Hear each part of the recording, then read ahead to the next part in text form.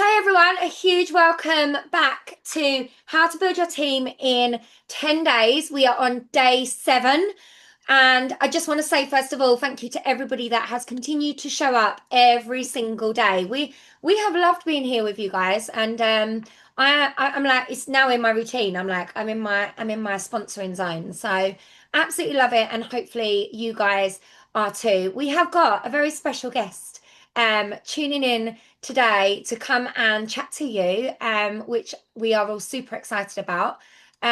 So let me just spotlight this one. Let's just change the screen. Hi guys. Welcome, Morning. welcome. Hello, good Huge welcome. Thank you so much for joining us. So We much. we're excited to be here. It's still dark outside, It's so it's 7 a.m. Very early where you guys are. It is. but It you've is. been quite late and quite early on our Calls. calls as well. It's So our we're turn. happy to be. Oh, honestly, we're really grateful. So Yeah, very, very grateful. Thank you. thank So you. first of all, good job coming together to learn and to grow. I hear it's day 7 now? Yeah. 8, 7. And then what? Do they graduate or? We normally do at the end of it is they have a homework to do each time. I suppose we haven't really thought about a graduation, but it literally is just 10 days. The aim is to hopefully get a new teammate in 10 days. That is the aim. Okay, so it's day 7. How many of you have found somebody already in 7 days? Okay. Woohoo. Got a Yep. couple Two. hands up. 3, 4. Yeah. Woo. We've had quite a few. Okay, so we're going to start with some interaction. Working on numbers 2 and 3. Karen, way to go. Um, so we want to know what you've learned already. Working on 2. Yay. So this puts maybe y'all on the spotlight a little bit, but go ahead and unmute yourself and let us know what you've learned already, or maybe share an experience of finding your teamie. Come on, guys, be brave. Come on, be brave. Quit being scared and just ask. I've got a plethora of people and just start asking and stop being so scared to offer the opportunity. Yes. Yes, yes, I love Yes. that. Do you have an example? Because you raised your hand, you have a teamie, right? I do. I got one on Sunday. I got one late earlier in the month, and I'm working on one right now. Just finding how it fits into their life and how Cincy can bless them. Whether it's they love to shop and they can get their stuff for a discount or free, or kids in sports, just finding how it fits into their life, and showing them how Scentsy can fit and help with that. Very good. Where did you meet them? Were these people you already knew? No, I met them through Scentsy Facebook parties. Okay. Very good. So, Very, very good. And a very good point that you bring up about sponsoring. When your sponsoring focus is how Scentsy can bless their life, then you're not asking them to do you a favor. You are offering them a solution to their problems. It's a huge mindset difference. And it's very hard to ask a stranger to do something to help you, right? If it's self-serving, it comes across strange. It doesn't, and it doesn't land very well. But when you have a solution to someone's problem and you meet them and they identify that problem for you, it is only natural and kind to offer that solution to them. and what you're offering is a wonderful gift, I think. You're offering flexible income because, when they work, they make money. An amazing community. Look at all these friends that they could have. And then also personal growth. And I think that's probably the biggest hidden secret that people don't realize about direct selling is how, like, even myself, I've grown so much, so much. So it's not convincing somebody, it's inviting somebody. Very, very good points. And I like, how you met somebody how you met them on Facebook parties. Social media it's such a difficult place because so much of it is toxic. But in the midst of all that toxicity, you've got people that are hungry for real connection. And so if you can offer some real world offline connection, you're giving them what they are going online really for. But they don't realize it. The difficulty in social media, the harshness of social media, really shows up as a lack of interpersonal interaction, and kind of a fake version of the world. But we all experience that online. So if we can find real interaction, then we solve a lot of the angst that we have about our social media interactions. And so being able to provide through Facebook a real connection is a key. Okay, someone else. Okay, we got your hand up, Karen. I was going to say, I can share.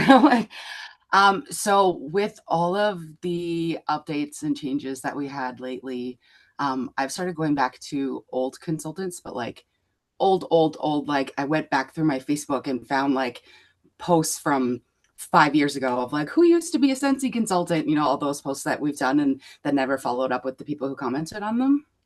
Mm-hmm. So I finally did it. And just highlighting how different things are. And, if there's other people like me who maybe struggled with running multiple fields of income online and that kind of stuff, or fear of doing those kinds of things, that we don't have those struggles anymore because things are different and compliance has loosened and those kinds of things. So finding just people who maybe started as a consultant a long time ago, never really got going or did and then left because they wanted changes and that kind of thing. So I focused on those people first personally, rather than going to the people that I'm already allergic to hearing the word no from. Right. I like that, allergic. Yeah, it's my nervous system is allergic to the word no. I'm really in the wrong field. I've been working on that the last couple of years. Very true. So, yeah. When we were in London, we had the missionaries and we had to teach them how to talk to people about God. And in London. Yeah, you get no all the time. And so how to stay positive and realize they're not saying no to you, they're saying no to what you're offering. So you can't take it personally. There's a great old YouTube video. I think it's Vin Jiang. No. He's good too. But so there's an old Facebook video, and it's this Asian guy, and I'll look it up. It's called Go for No. I think. Okay. If you can look, so just Google Go for No, and there's this Asian guy that talks about 100 days of rejection, because he said exposure therapy was the best way.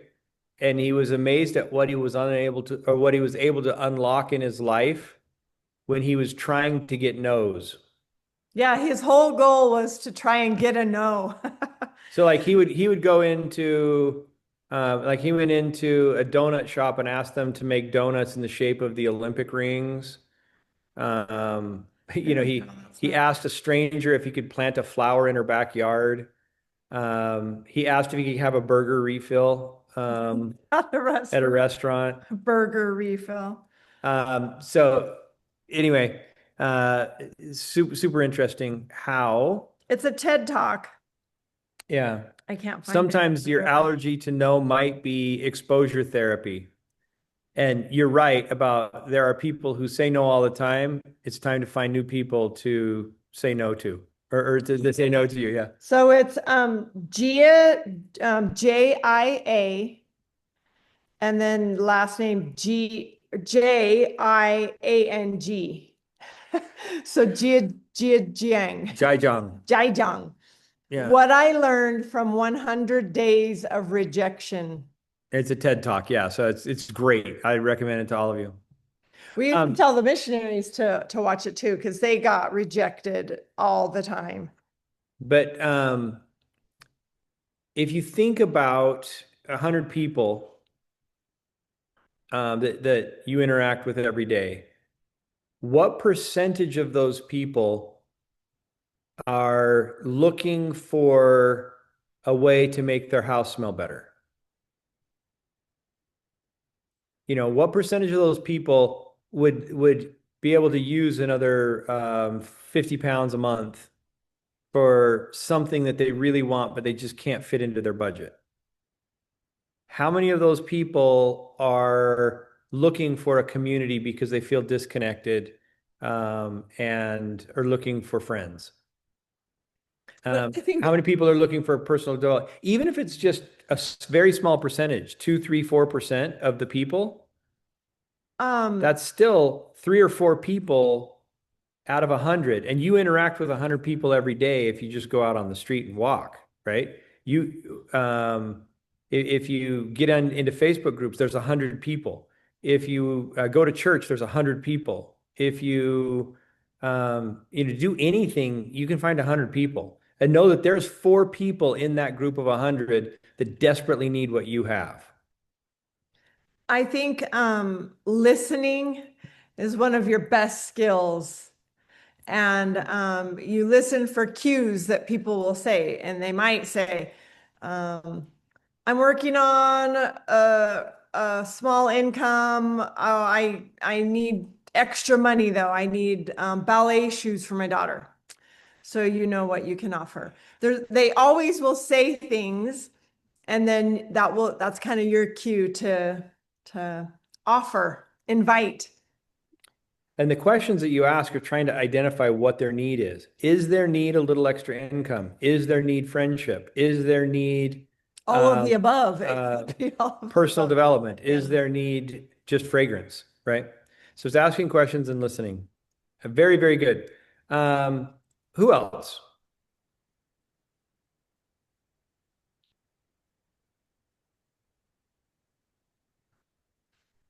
Is anyone brave enough? Yeah.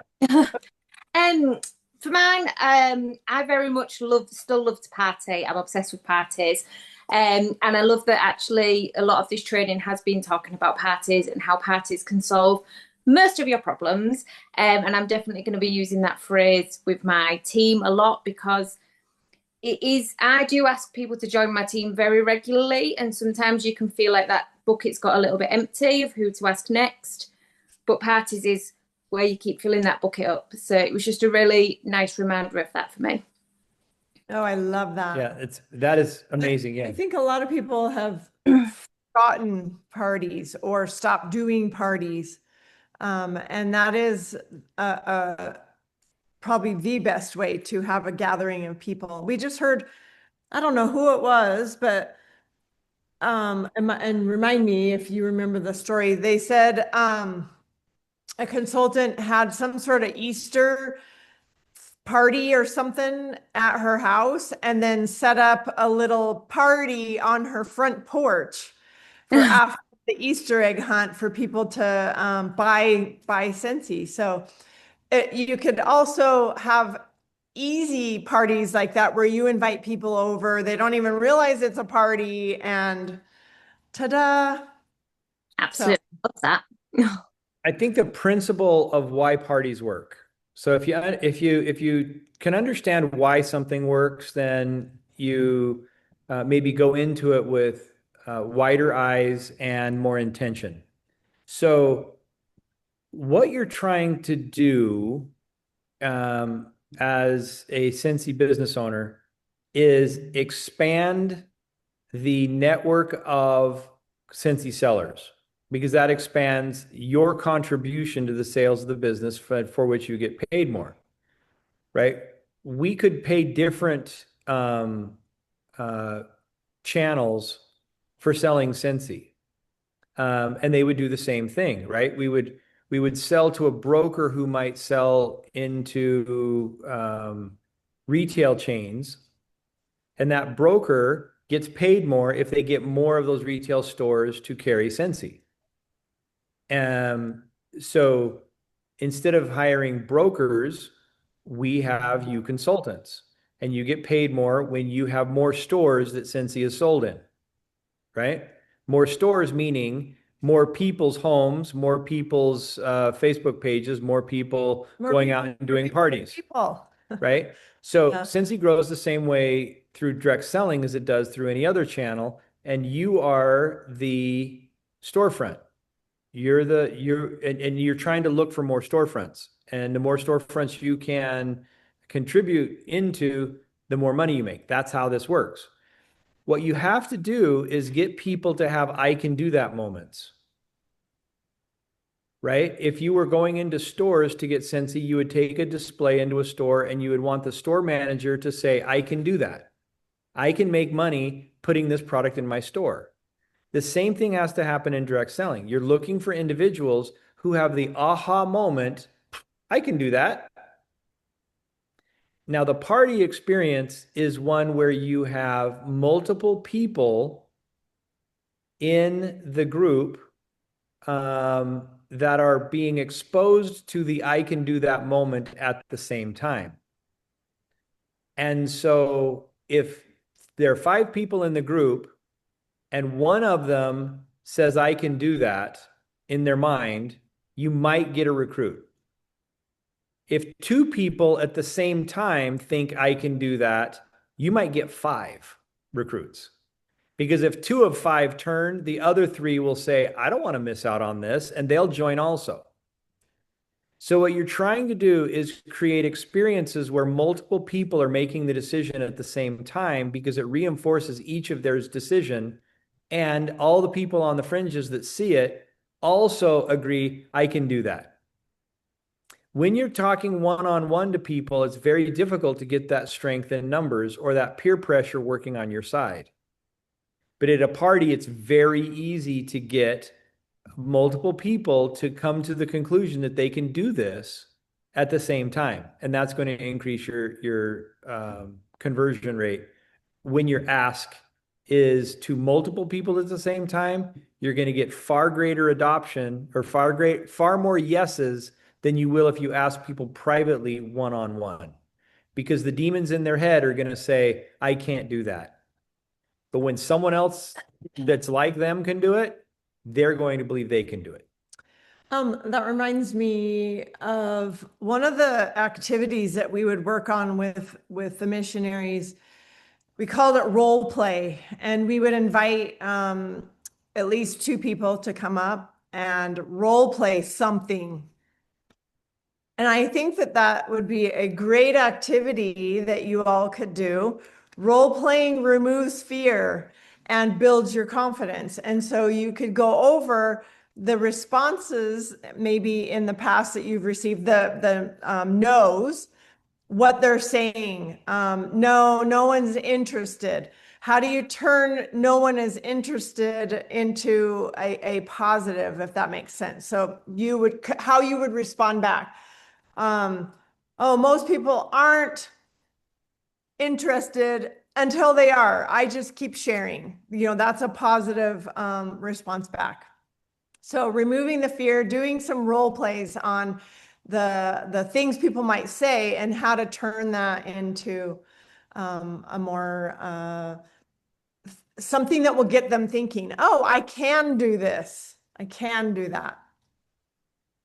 Yeah, so very good. So these are all insights that are coming from what you already know, right? Because after all of this amount of time, we're going to have a guest. Come on, move. Oh my God. Yeah. He always has to be where we are. Heidi and I don't have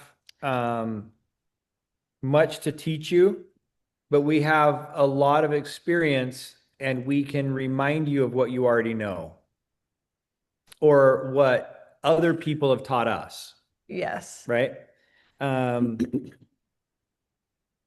think one of the other things I hope you all do is share your story. I think that is the number one way to get people to be interested is through you. They connect to you, they join you, not for, our story, the compensation plan or whatever.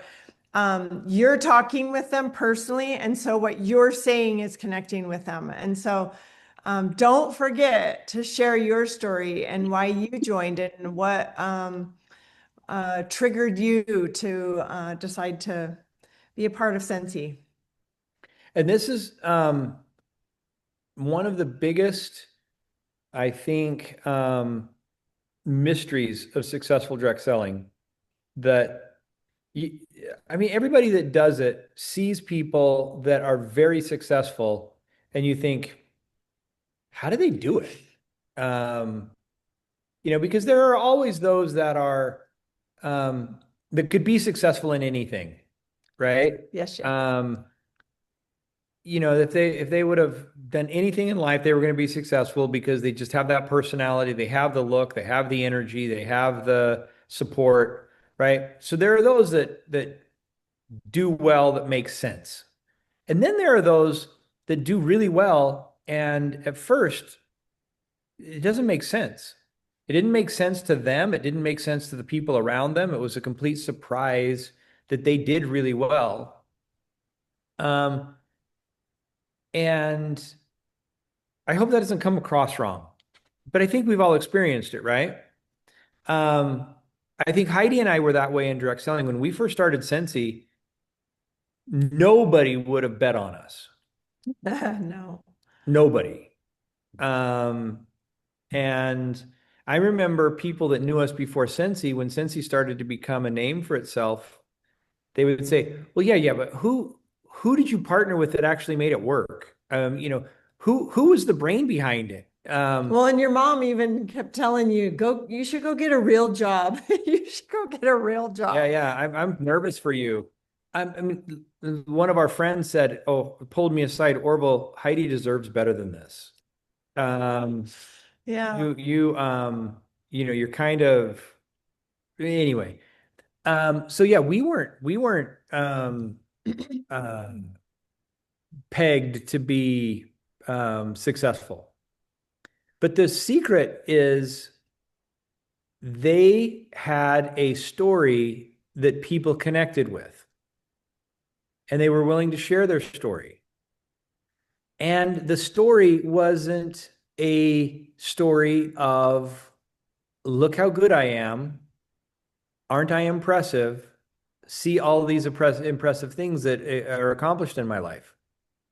They had stories that lots of people said, yeah, it's kind of like me, and if she can do it, I can do it.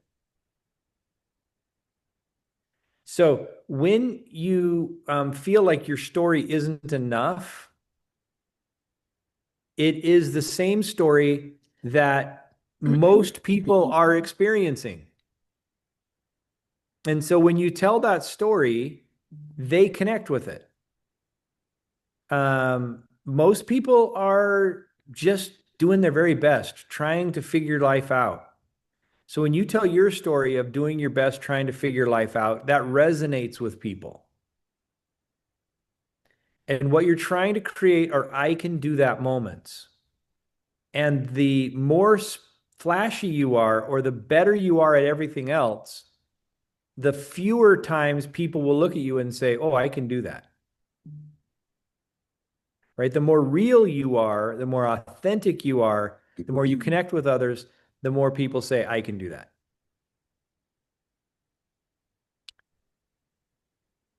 Okay.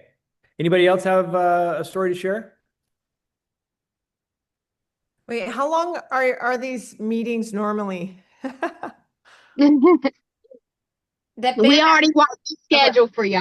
We've changed what we were going to do, so we're just going to leave the floor. We've got some questions if we need to. Perfect. But are they half an hour? Are they an hour? Are they about 45 minutes?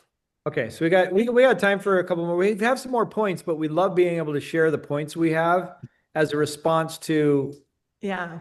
stories.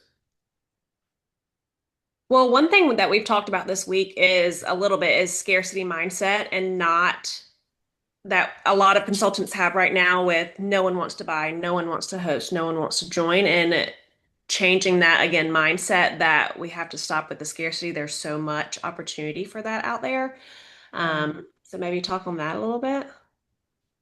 Okay, I'm going to hold that point, and Jessica also has your hand up, and then we're going to combine them together. What if it's not? Okay. Principles can always be combined together. Okay. So one thing that I've taken away from this so far is I've just got to get back into partying so that I have more people to talk to. So I've started getting back into doing parties and getting Cincy back out to multiple people at one time. Yes. Yes. It's so much easier than one person at a time. If you could get a group. Yes. So, scarcity parties. We already talked about how parties create, there's a synergy that happens, an energy of multiple people coming together that happens at a party. And there was a comment from before that tied into scarcity as well. Do you remember? I can't remember. So, one of the things that I've been having conversations with people who do, the comment about I'm going back to people who left Cincy a while ago, and because of changes. There are a lot of people that are saying I left Cincy because Cincy's making too many changes. But for everyone that's leaving because we're making changes, there were 2 or 3 that left because we didn't make changes. So it's really just a matter of mindset. And that approach of going back 5, 6, 7 years and talking to people that might have been part of Cincy is an interesting approach, because there are a lot of people who were frustrated about the team that they were in. They were frustrated about the support they didn't get. They were frustrated with maybe policies that we had. Their life was different. And we see this showing up where consultants kind of get out of the Cincy algorithm, out of your own pages, out of your own Facebook groups, stalls at fairs and shows, right? We talk to a lot of consultants who do them, and they're fine. The customers are excited about the product changes, about the branding changes. They're getting a lot of positive reinforcement when they're outside of the Cincy bubble. And scarcity is always one of those things that seems greatest inside of a bubble. When you get outside of that bubble, whether it's at these events where non-Cincy people are dominating and they're seeing Cincy for the first time, or at a party where you have people who are self-selecting in because their friend, your host, is invited them. These are people outside of the Cincy bubble. And those people are really excited about Cincy. And sometimes you'll be shocked because you have this mindset or this belief that has been reinforced over and over and over again by consultants inside the bubble who are struggling relative to the way it was when we had tons of licensed products available to us, tons of good movies, licenses were new. COVID made people look at a world in a different way, and we're open to buying online for the first time, right? All of that newness made things a little easier a few years ago. And because it's not as easy inside the bubble, it seems like things are off. You get outside the bubble and you realize it's not. The brand is as strong the opportunity is as strong, the products are as appealing. What has gone down, there is something that has gone down, and that is brand awareness. Because we're smaller, not as many people talking about Scentsy. There are many people who don't know about Scentsy. And so that brand awareness has shrunk. And that's an opportunity, right? Yeah, a huge opportunity. And I can't even tell you how many people we hear that have lost their Scentsy person. And they're like, how do I order now? I have no idea. And so there are so many lost people that want to find you. And the other thing is, every year there is a new crop of consumers. Every year there's somebody that's moving into their own home for the first time. Every year there's somebody that has a child for the first time. Every year there's somebody that gets married for the first time. Every year there's somebody that gets laid off. Every year there's somebody that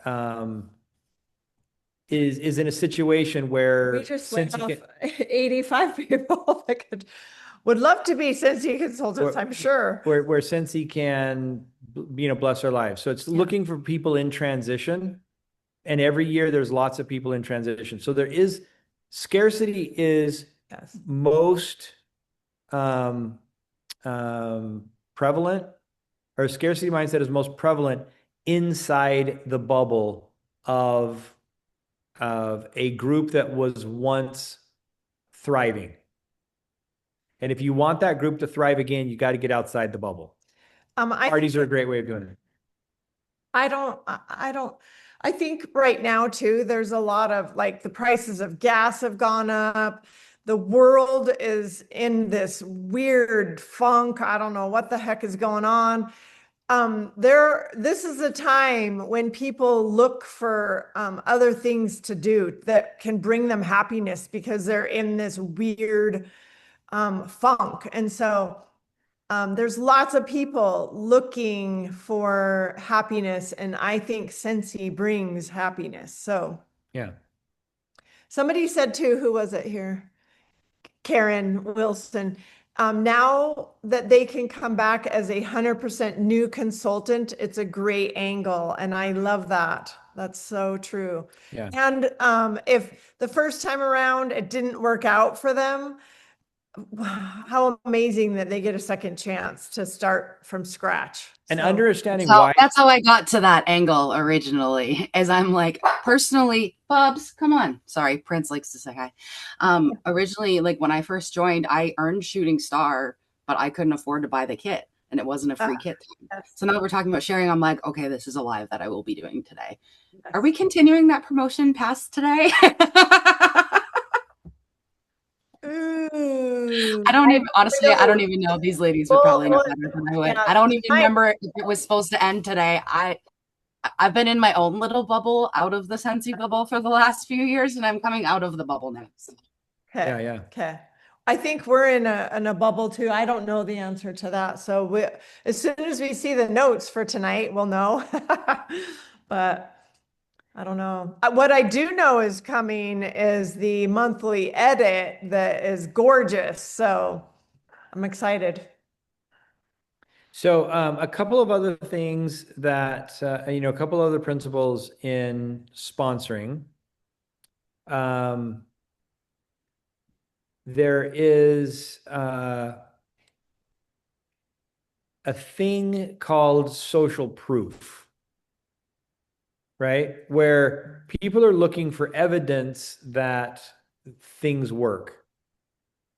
And a lot of times you will see social proof presented when there is no real proof. It's all just hype, right? And you'll see this from time to time. You'll have team members that get completely enamored with a new opportunity, for instance, and there's tons of distraction. What you're saying, and you're like, social proof, how are you getting distracted by this? Let's look at this like logically, and it doesn't really hold, right? And 6 months down the road, they come and say, oh man, I made a big mistake. That was a waste of my time or energy. This happens all the time, right? But what was attractive to them? It was the social proof. There were people saying positive things over and over again. And, it's really hard to discount something when you get multiple people talking about how wonderful it is. And so, social proof cuts a couple of different ways, right? I've used the example of we're all kind of in a common pasture. Well, if you've ever been into a pasture where there's cows, there's cow pies. That's what we call them here anyway. Cow piles of poo. I don't know what you call it, wherever. Do you call them cow pies? What is that a term there? Cow pat. That's what they're called here. They're called what? A cow pat. A cow pat. Yeah, Okay. yeah. Same thing, a pile of poo. So you got them all over the pasture. When you're looking over a pasture, you don't see them. You only see them if you're on top of it, because the grass is growing around, and a lot of times that's where the grass grows the most, right? Is where all that natural fertilizer is. But if you're looking across the pasture and people are in a different pasture, it can look like there aren't any cow pats over there, but there's a bunch of them where I'm at, because you're looking down where you're standing. Now, the worst thing that happens is when someone stands in the middle of the pasture and screams to everybody on the outside of the pasture, look at all the cow pies. Look at all the problems that are here. And because they're highlighting the problems of their own experience, and they're looking at someone else's pasture and they don't see those same problems, and over there nobody's talking about the cow pies. And so they think over there is a beautiful pasture where there are no cow pies, and where I'm at, I've got a bunch of cow pies. So I'm going to be attracted to something else. And then they get there and they realize there are cow pies everywhere. That just happens. And they have right? there's the same rules and the same, all the things. But because of social proof or social manipulation, they didn't see it or believe it was there because no one was talking about it. And everybody was talking about it when they were in their own bubble. So Wait. Okay. that idea of social proof can cut both ways. The one very important principle of sponsoring is creating a culture and an environment that people want to join. And negativity will chase positive people away and attract people who want negative or are fueled by negativity, which is then a doom loop cycle. Very true. And people will be interested if the community that they are exposed to is positive, welcoming, open, honest, but not negative. Yeah. So you don't have That's a tough one. So you don't have to lie that there are no cow pies. Yeah. But you also shouldn't highlight the fact that you're standing in a pasture full of cow pies. You can talk about the natural cycles in fertilizer. And so you can talk about those problems in a positive way. And I think that is, and that builds the community, builds trust, builds authenticity. But I think that's a key principle is social proof cuts both ways. And if you want to sponsor people, you have to create an environment that they want to join. I agree with that. And I think that a simple ways to do that are like when your people join, to like publicly welcome them. Hey, and I see this a lot on Facebook, but everyone should be doing it. Hey, so-and-so joined my team today. Welcome. We're so excited she's here. Sharing small wins, posting about, hey, so-and-so made their first sale, or they had their first party. Way to go. Let's congratulate her. I think that those are the social proof posts that are so positive and that people watch and are like, oh, something's happening over there. People are joining, people are being celebrated and happy. So I think that's what you're talking about, social proof in a positive way. Yep. Now, I think the last principle we probably have time for is, in order to build that social proof, you have to have positive stories. And to have positive stories, you need to give them a very clear path on what to do to reach the goal that they have set for themselves.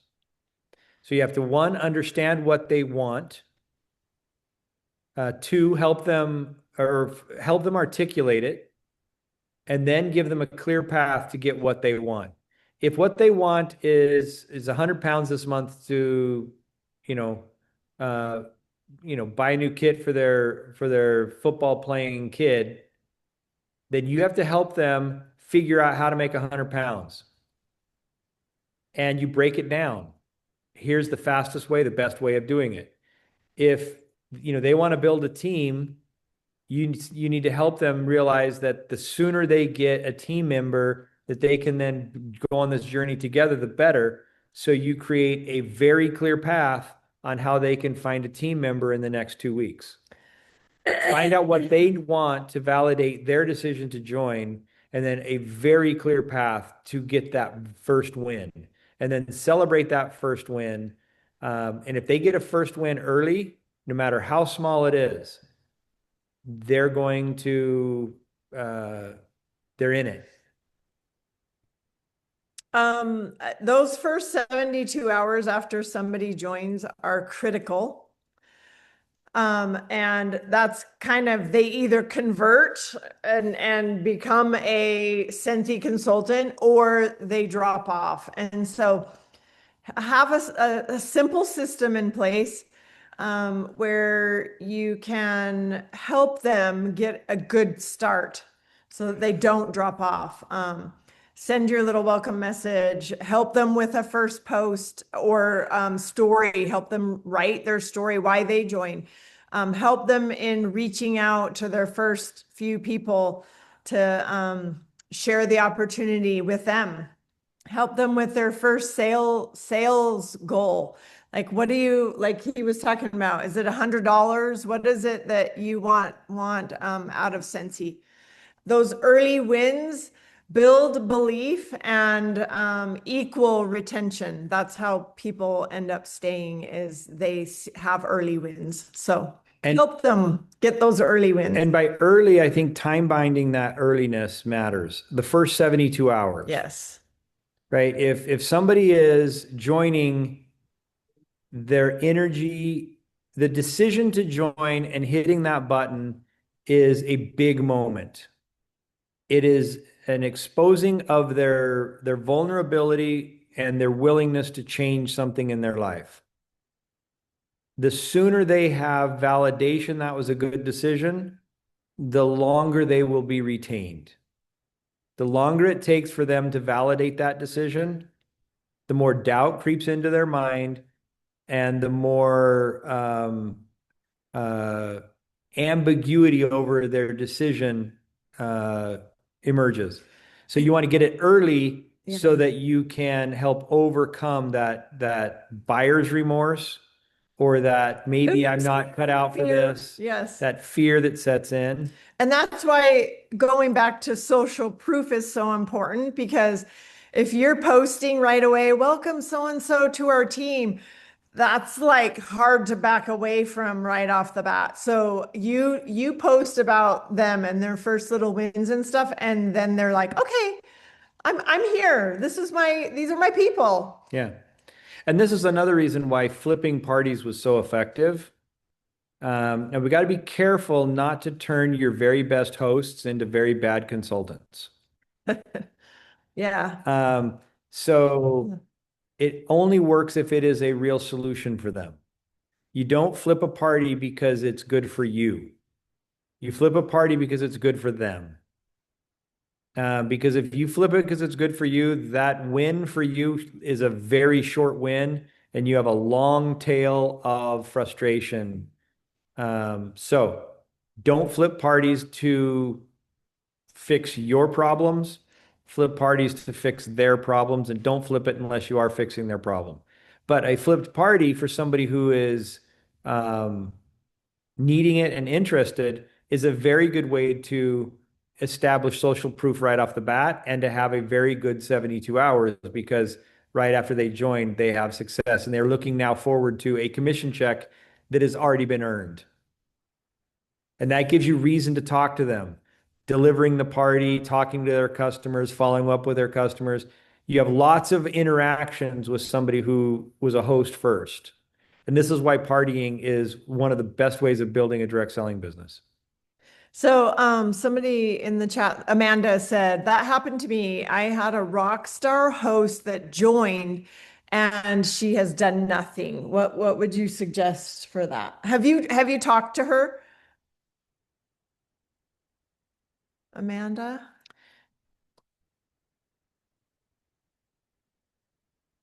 Okay. Yes, their interest, not yours. If you focus on other people's needs and you become the solution to their problems, you will have, well, it goes back to the concept of contribute more than you take. Yeah. If you're contributing to people's lives, then you have value. And good things flow to value. Yep. And it is a gift. And if you look at it as a gift, then you are giving something amazing to them. So. Okay. Thank you all so much for we being actually here and listening. have another call at 8 o'clock. So we're going to hop on another one. Thank you so much. Thank you, leaders, for putting this on. Thank you all for participating. So much a part of our lives. We love you. We love you. You're in our heart. And we want to hear your success stories, so make sure you share them. Thank you so much, guys. We really appreciate you. See you on the call tonight. Maybe some of you. Yes. Yeah. Yeah. Okay. Bye-bye. We love you. Love you. Bye. Thank you. Bye, guys.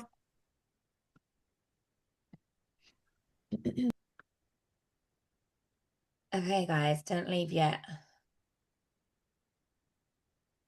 Are we all still here? Anybody else just can listen to them all day? I was just in a trance. I was just like, I'm here, but oh my God, I've just had an out of body experience. Yeah, it's the best. Brent kept messaging me and he's like, did you guys fall back asleep? I was like, no, I'm on a Zoom with Sensi mom and dad. I'll be right back. Oh, no, my husband's ringing. But it is that powerful, and that is why when it connects that deeply, like that's when it's so important to dial in with home office and to get on the calls and to get to the events and to really, oh, honestly, it does. It just makes me emotional. I'm not going to cry today, I promise. But and that's why it's so important. If you know, I'm sorry, girls. I'll just share this, and I know you girls probably all do this too. When people join, I always send them the Sensi Story YouTube video, so they know the company that they are connecting with, the people that they are connecting with, where they came from, so they can learn right from day one that, you know, what they are getting involved in and that. It's a YouTube link. I'll share it in the group. I think it's worth saying too that like we have to remember that it's 7 a.m. where they are, and they continue to show up for us. They didn't know how many people were going to be on. They just knew that we were doing this, and we asked them to come on, and they said yes immediately. And so I think that's just worth noting that they continue to show up for us in so many ways. And, you know, people still have those negative thoughts, or maybe in the back of your mind, you're questioning something about Sensi, or, you know, there's always questions coming up, but just to remember that, like, they're not just saying it, they're doing it. They're showing up for us. So we got to show up for our own businesses and match their effort too. That's what I keep telling myself, at least. They keep proving over and over that, you know, they're here, they want to help us, they're all in, they're anything. They've never let us down. So 100%. Yeah, there was some great nuggets there as well. Like I was scribbling away notes. I was like, let me write that down. Let me write that down. Like I think just want to touch on one thing that was said in the chat as well about why do we need these like reminders? Because sometimes I think sometimes a lot of the things been hearing even over the last 10 days, right? You know this stuff. A lot of you are like, I know this stuff, but this is why training is so important. I think some people I see some people who are really successful in their business and then they kind of peter off and they kind of lose track with things. And what happens is then they don't turn up to the training because they feel like they know a lot of stuff, right? And then, but what then happens is the trainings like these are where the reminders come in and you're like, oh my God, I knew that, but I'm going to do that today because I've just heard it again. And you can hear it from somebody completely different. For example, like some of my team will be on and be like, oh my God, did you hear that Whitney said XYZ or Katie said this or Laura said this? And I think to myself, I've said that 5 times over, but you hear it from somebody else, you Yeah. hear it from Orville, and suddenly you're like, I'm hanging off every word. I am going to go and do those things. So this is why training is so important. We don't put the same trainings on because realistically, this business never changes. Like in the 9 years that I've been doing this, it's still the same. Party, meet new people, ask them to join, get them involved, like make them a customer, bring them in terms of that way over and over again, build relationships with them, ask them to join. If they don't want to join, we get them to club. That those things those actions that will make you the money, that will build your business big over and over again and give you longevity don't change. And therefore, we're not going to train on different things because, and sometimes we probably feel like, oh, should I still do that training? And if you're a leader, this is a real nugget for you. You think, well, why should I keep doing that training? Because they've heard me say these things over and over again. This is a bit of leadership training for you. You keep showing up and you keep doing the trainings to keep reminding people. I feel like I go live once a month to show my team, here's what my borrow bag looks like. Here's what my bag party looks like all the time. I'm not doing it because it's changing. Nothing's changing. But I'm showing you I'm still doing the same actions over and over again to help my team remember, oh, hold on a minute, it's just the same actions. So when you see these trainings being put on by leaders, I know that I'm preaching to the choir a bit, but because you're all here, but sometimes there might be some of you that are like, do you know what? This is the first training that I've like dipped into in the first time in a really long time. Maybe this is the time where you say, actually, there is a lot of training on, but I'm going to commit to X amount of training that's going to help my business, whether that's Spark sessions, whether that's Simply Invite, whether that's things like this, whether it's United We Rise, YouTube, all those different things, because we're still talking about the basics over and over and over again. And that is never going to change, like never going to change. It's never going to change for me anyway. That's all you're going to get from me. You're not going to get like me reinventing the wheel to come up with some new ideas. Don't get me wrong. I see new things that people are trying and I might try them. And I'll give you my perspective on that. But seriously, that should be like a real like eye-opening moment for you guys. Like if you're not doing that, then that's my biggest takeaway from all of that. Sorry, that was a bit of a rant, by the way. Rant away, girl. It is fine. It is fine. I think one thing that I'd written down as well, I've literally put in capital letters when they said about like shouting at people out publicly and recognizing people when they do. I literally wrote public on the top of my page because I hear it so many times and I see it, and I literally have been in some people's inbox when people go, I'm really sorry for sharing this on my public profile. I don't normally share something on my public profile. Why? Why? If you are keeping your business a secret, no one's going to know about it. Like it literally, I don't want to say it gets me angry. I'm not an angry person, but I want to shake them and go, oh my God, be proud to be a Scentsy consultant. The amount of people that say, oh, I don't share it on my public profile. You wouldn't open a hairdresser's and then go into the hairdressers every day and sit behind your chair with your scissors, but keep your shutters down and not tell anybody about it. Like it is exactly the same with your Scentsy business. You need to be loud and proud. It's not about arrogance. It's not about you need to be proud. But it's that whole thing, isn't it? Set yourself on fire and people will come. People will be attracted to your energy, to your passion. Not every single person is exactly the same personality. I don't mean that. But if you are not telling people about Scentsy on your personal profile publicly, sorry, I shouted a bit then. How are they going to know? I don't honestly, but it is something I'm so passionate about. I'm like, and when people say, oh, I don't want to annoy people, why? You know, we're not getting into all that mindset of it. But now you need to share publicly. Share your wins. Share when your team have wins. Share when somebody joins. Share when you're on a Zoom. Share when you get some recognition.